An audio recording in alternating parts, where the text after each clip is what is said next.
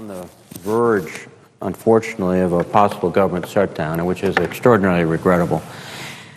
Controlling the deficit and paying down the deficit is a critical priority for this country. It must be done.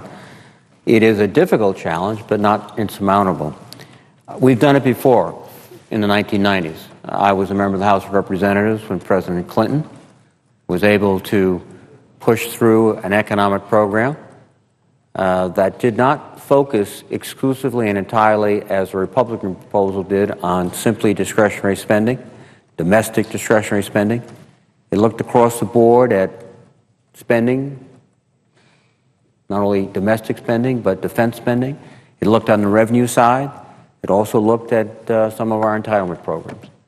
The result was, from the 1993-1994 action of a Democratic Congress, by 2000, when President Bush was sworn in with a Republican Congress, there was a projected multi-trillion-dollar surplus. We were looking at robust employment. And so it is indeed, I think, sometimes difficult to listen to some of my colleagues talk about the deficit and President Obama when recognizing under their leadership, President Bush and a Republican Congress, a surplus was turned into a huge deficit. In fact, President Bush doubled the national debt in 8 years. It had taken almost more than 200 years to accumulate a debt. He doubled it.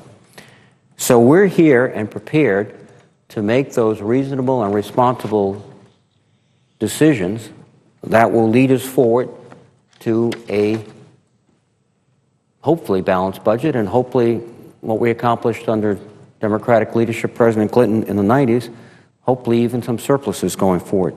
But it won't take and can't be done in 2 weeks. We can't undo what has taken place since 2000 in 2 weeks or 2 months. It's going to take concerted, collaborative effort. And one of the problems we've had, frankly, is that the goalposts have been continuously shifting in terms of the Republican proposals. The Republicans' Appropriation Committee initially insisted on levels last year, roughly a $20 billion cut, my recollection. Then this year, the House Appropriations Committee, under Republican leadership, proposed initially cuts of $33 billion from the fiscal year 2010 level.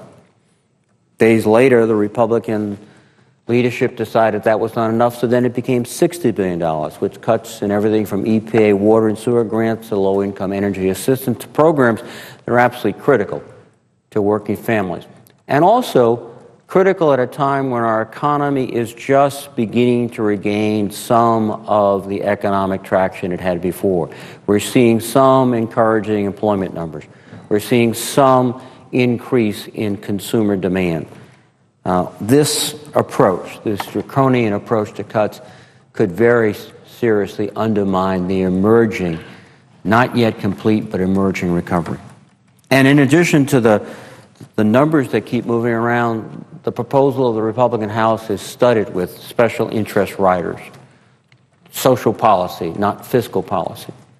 And in fact, there is the impression sometimes that the deficit reduction claims are really just an excuse to try to advance, not through the legislative process, but through the appropriation process, through the threat of a shutdown, very conservative social policies. These policies should be debated, they should be voted upon, but to try to present them as non-negotiable demands with the penalty for failure to heed to their demands, the shutdown of the entire U.S. government, is, I think, inappropriate. The President and Leader Reid have been meeting continuously. There was a sense that a proposal of about $33 billion of cuts from the appropriate baseline would be appropriate, but then that seems to keep moving again. And this is unlike 1995, when we saw the last shutdown of this government by a Republican Congress. Again, this is becoming almost ritualistic. A Republican House is elected, and then within months there's a shutdown of the government. That shutdown lasted about 26 days, cost about $1.4 billion in essentially deadweight loss to the economy and to the government. We're on the verge of repeating that, I think, mistake.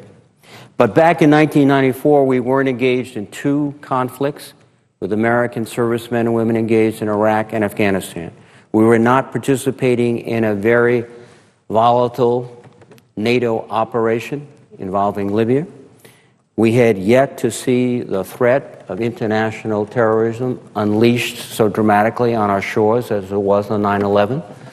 And again, if this government is shut down, there are thousands of civilians and civilian contractors who are part of our intelligence services that are at least in limbo as to whether they can continue to provide us the information and the insights we need to protect ourselves against a still existing and now clearly obvious threat. These are much more challenging times. Indeed, for months now, in terms of response to why the economy isn't growing, and many of my colleagues on this side say, well, it's just the uncertainty of the Obama policies. You know, that was the argument last year for the extension of the income tax cuts, not only to middle-income Americans, but to the wealthiest Americans. That uncertainty would breed a lack of investment, a lack of focus on job recovery. What could be more uncertain than shutting down the government of the United States without any plan to bring it back, and indeed without any clue as to what is the critical issue that must be addressed? At one point it's deficit, at another point it's social policy.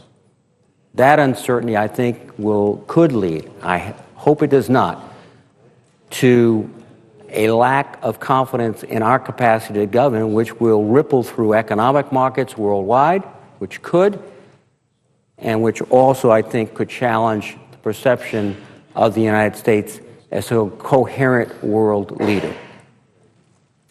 Well, there are some things that would be, unfortunately, resulting from such a shutdown. We know military and federal pay will be delayed. In fact, uniformed military will be required to come to work, as they do, so it's dedicated to the service of this nation, but their pay will cease the moment we shut this government down. Literally, there will be soldiers on the ground and sailors, Marines, airmen in Afghanistan and Iraq will be fighting and not being paid, and their families at home will not receive those benefits. The Federal Housing Administration won't be able to endorse any single-family mortgage loans. So if you're ready to close on your loan next week, you have the down payment, you're ready to go, can't be done because the FHA is out of business. SBA guaranteed loans for businesses, working capital, for real estate investment, for those things that are trying to move the economy, stopped dead in their tracks. So you're a small business man or woman, you're ready to expand your company, you're ready to hire more people, sorry, SBA closed until further notice. IRS cannot process tax refunds for those who are filing their returns and are depending upon their tax refund, as so many working families do, just to get through the next several months. We didn't get here overnight. In 1993, Democrats saw these same problems, a deficit that was prolonged and gnawing at the economic fabric of this country. We took deliberate action. It took several years, but within those several years, we saw, by the end of the President Clinton's administration, a surplus, a robust employment situation, and the future looked very, very good to working families. 2001, as I indicated, President Bush came into office with a surplus, but after tax cuts that were unpaid for, 2 costly wars that were unpaid for, an unpaid for extension of our entitlement program in terms of Part D Medicare, the largest, by the way, expansion of government entitlements in many, many decades. We are now looking at a huge deficit. Now, President Obama came into office at a time when unemployment was, in my state, reaching beyond 12, almost to 14%. He was I think, required to take appropriate action. With the Recovery Act, we were able to begin to restore some of the jobs. We've seen over the last year growth in civilian jobs, the private sector workforce, that we didn't see under President Bush.